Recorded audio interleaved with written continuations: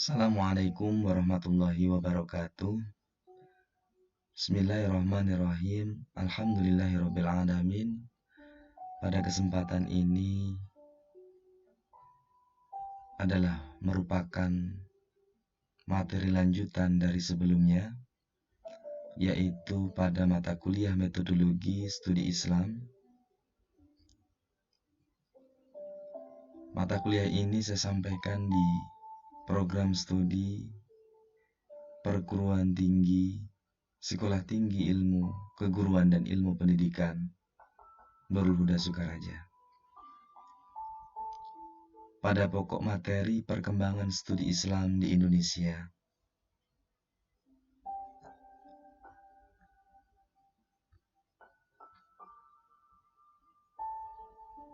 Ada beberapa hal yang perlu kita ketahui bersama tentang perkembangan studi Islam di Indonesia khususnya. Yang pertama, sistem langgar.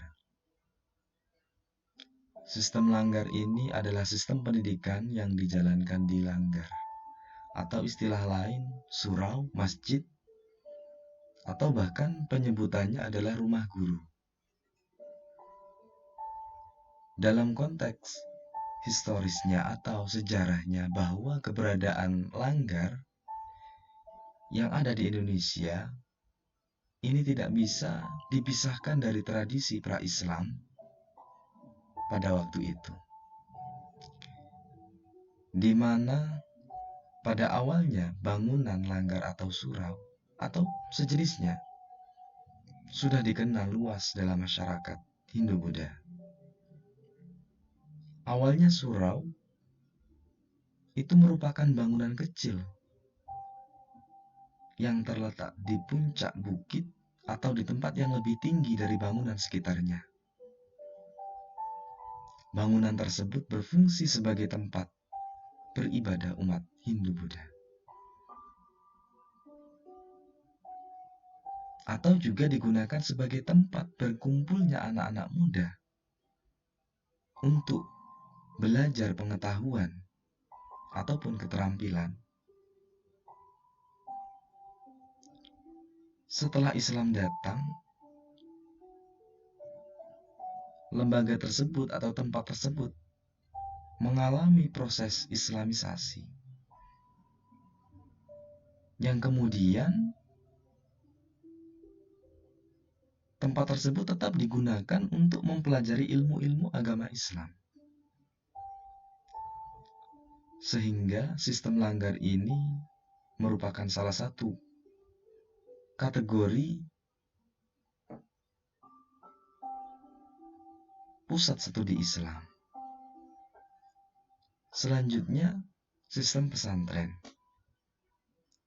Sistem pesantren ini merupakan juga salah satu pusat studi Islam, di mana kurikulum pesantren di tingkat awal itu adalah untuk mengenal huruf abjad Arab. Yang kemudian di tingkat-tingkat selanjutnya ada pembelajaran berkaitan dengan qasidah, al-berjanji, ilmu-ilmu tajwid yang berkaitan dengan Al-Quran atau tata cara membaca Al-Quran. Kemudian pengkajian kitab-kitab klasik yang lainnya. Adapun pengajaran sistem pesantren ini dilakukan dengan dua cara. Yang pertama dengan istilah sorogan, yang kedua istilah halakoh.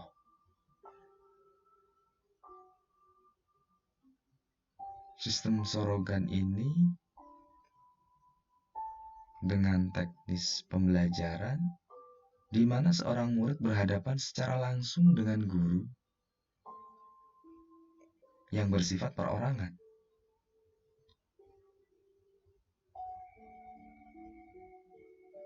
Yang kedua sistem halakoh, yakni guru dikelilingi oleh siswa atau santri yang kemudian mengadakan pembelajaran bersama. Sistem pesantren di Indonesia merupakan pusat studi Islam guna melakukan pembelajaran pendalaman ajaran-ajaran Islam. Yang selanjutnya sistem kelas. Sistem kelas ini juga merupakan salah satu pusat studi Islam di mana sistem pendidikan ini berkembang sejak abad ke-19, yakni pada sistem kerajaan, yang kemudian mulai bermunculan sekolah model Belanda, terus berkembang hingga saat waktunya pun muncul sekolah pribumi yang sistem pendidikannya sama dengan sekolah Belanda. Seperti ada kemunculan sekolah taman siswa yang didirikan oleh Ki Hajar Dewantara.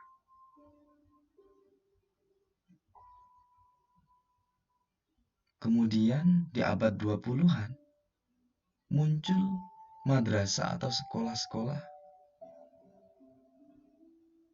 model Belanda, akan tetapi dimunculkan oleh organisasi Islam atau ormas Islam seperti ormas Islam terbesar Muhammadiyah, NU, dan yang lainnya. Sistem kelas ini juga merupakan salah satu pusat studi Islam yang berkembang di Indonesia. Kemudian yang selanjutnya sistem perguruan tinggi. Sistem perguruan tinggi merupakan salah satu pusat studi Islam yang berkembang di Indonesia. Hingga saat ini, perguruan tinggi Islam berkembang pesat, bukan hanya perguruan tinggi Islam swasta, akan tetapi sampai perguruan tinggi Islam negeri atau bahkan universitas.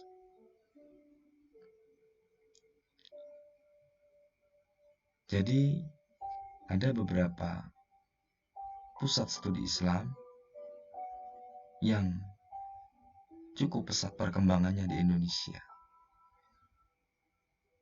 Inilah beberapa kajian tentang perkembangan studi Islam di Indonesia.